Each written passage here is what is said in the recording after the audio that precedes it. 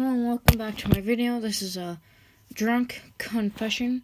This by Commercial Break, and this is a sapnap X reader. Well, mostly YN, but anywho, sapnap. This is mentions of drinking alcohol and also being hungover. If you don't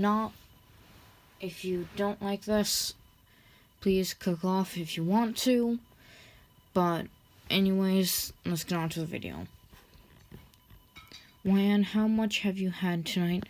A friendly voice made me spin around from the bar. Nick looked at me with wide eyes as I giggled. I don't know, like 6 shots of vodka, 4 beers. That's all I remember. Nick was visiting me at college for the first time, even though we had been friends for some time now. He had planned to go out to a party, even though I didn't really like parties to meet some of my friends. Clearly, I wasn't used to drinking. I wasn't even sure how it happened. I was chatting with Shelly, and all of a sudden, Nick and I had gotten separated, and I was sat at the bar with people chatting to me to do shots. All I could process now was how cute Nick looked. His eyes worried, and his hand on my arm as I wobbled on my stool. "Alright, we're bringing you back to your dorm. Come on." He helped me stand, and I felt my head spin. "No, stop. I want to do another round," I grumbled as he pulled me through the crowd. "Bye, Ryan," Shelly shouted from the bar. I turned and waved as Nick pulled me towards the door. Suddenly, I was out in the cold night air, and I resisted. Wait, can we stop? I'm dizzy," I wobbled again, and he quickly stopped and helped me stabilize me. Of course, sit down," he said kindly but firmly, and sat me on a bench in front of the bar. I sat down, and he sat next to me. "Ryan, I thought you didn't drink," he said, and I shrugged, feeling myself giggle again. "Is something wrong?" Suddenly the giggles were gone. Something was wrong, but I'd never tell him that. "Why did I end up drinking, you ask? Well, since I had no filter left, I'm in love with this sippy cup. I mean, Samsung shit. I mean, Nick. I've been for a while, and it was torture because I was too afraid to tell him. We sat in silence until I saw a squirrel dash up a tree in front of us. "Squirrel!" I shouted and went to chase it, but instead face planted on the concrete.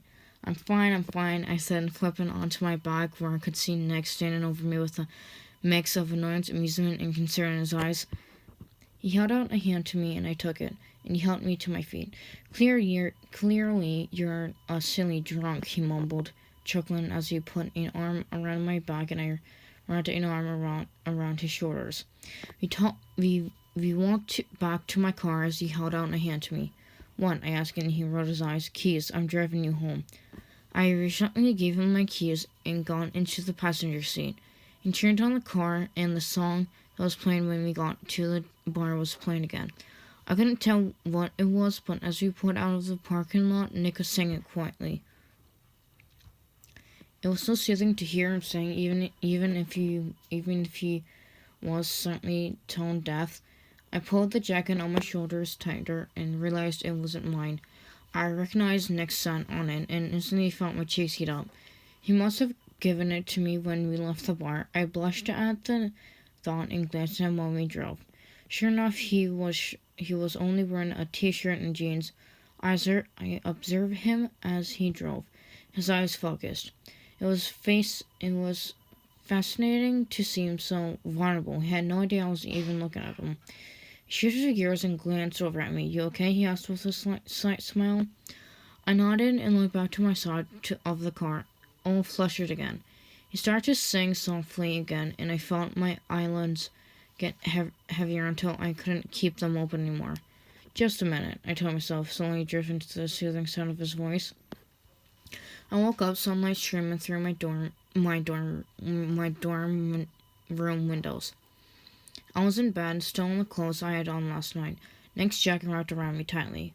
A bucket was placed on the floor next to my bed, and I was suddenly aware of how my head was pounding. I groaned, forcing myself out of bed. My entire body aching as I walked towards the door. The smell of breakfast food wafered through my dorm, and I took it in. My stomach was only calm, and I was actually sort of hungry.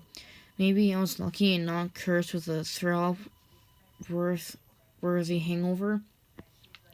I walked into the tiny kitchen/living area in the single-bedroom dorm, spotted a mess of blankets and pillows on my floor.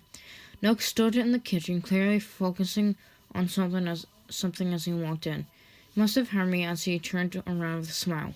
"Good morning, sunshine," he chuckled as I groaned and picked up a plate from the tiny counter next to him. I was going to cook, but you don't have a stove, so I figured Beverly was the best option.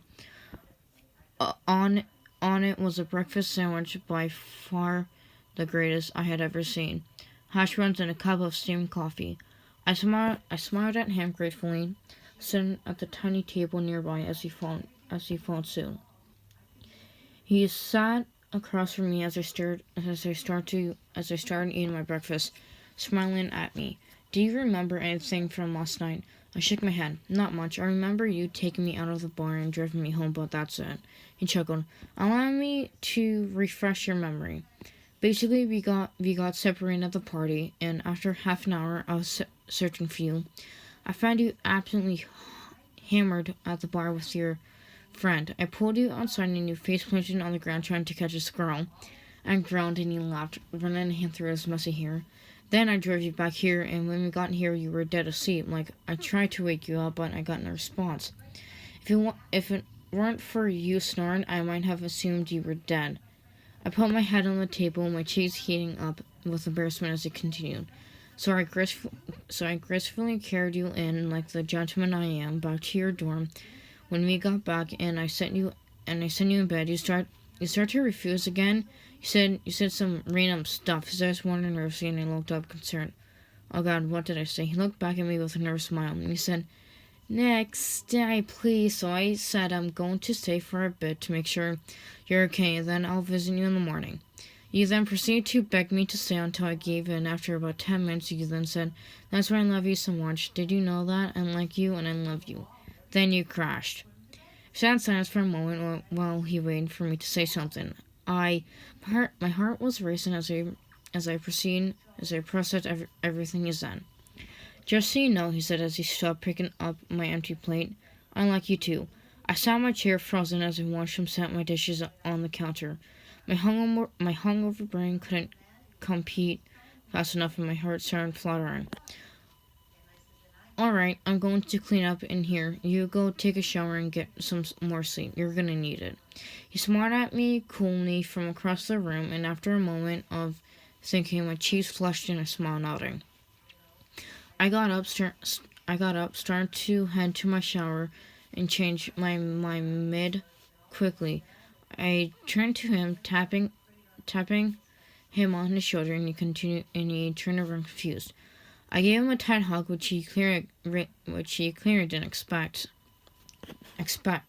It only took him a moment to realize, and he quickly held me back, resting his head on mine. It felt so safe in his arms, so comfortable, I didn't want to move. "Thank you for taking care of me," I mumbled into his chest, and he chuckled and stroked my hair. "Of course." That is the end of the video. I hope that you like it. Anyways, I'm probably gonna upload up again for, well, reasons. Anyways, bye guys.